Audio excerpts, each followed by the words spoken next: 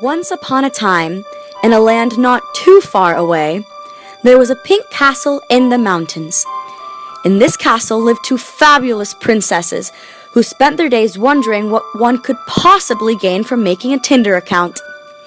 The princesses turned researchers thought it would be funny to investigate whether the successful Tinder usage differs over time and with age.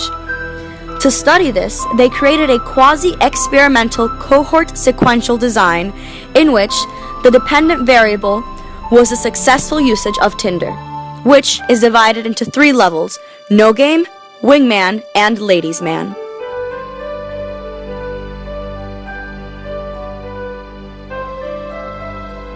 The research princesses put an ad up on Craig's Forest, and before they knew it, they had 30 very willing volunteers. There were 10 eager 18-year-old laxbros, 10 unemployed 23-year-old businessmen, and 10 freelance 28-year-old baristas, who all decided to participate in helping the princesses answer the burning question. So, because the study had a cohort sequential design, the three groups of men, were asked to complete a survey 4 times throughout the year. Once in the spring, once in the summer, once in the fall, and once in the winter. The first day of testing took place 2 months after each participant had activated his account and joined Tinderland for the first time.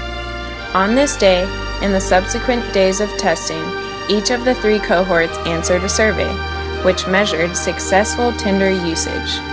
To operationalize this, using a 3-point scale, the survey was made up of the following 3 questions.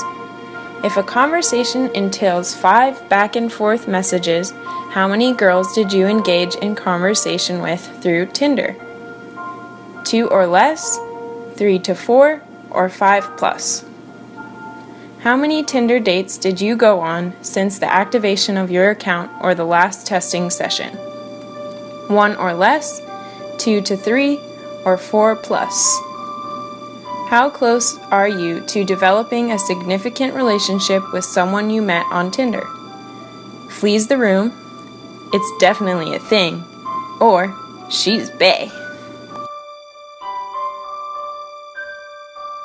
The princesses noted that the participants' cohort will function as a between subjects variable, which is the cross-sectional part of the design. Seeing as this design is both cross-sectional and longitudinal, voila! Time, the longitudinal aspect, will be treated as the within subjects variable.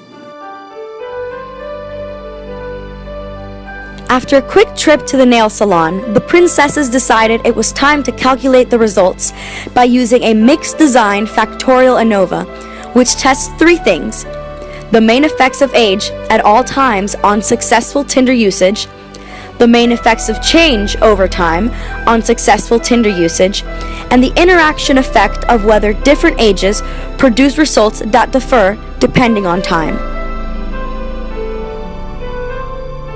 Generation effects pose a threat to the study's external validity because of the large age gap between the eager 18-year-old laxbros and the freelance 28-year-old baristas.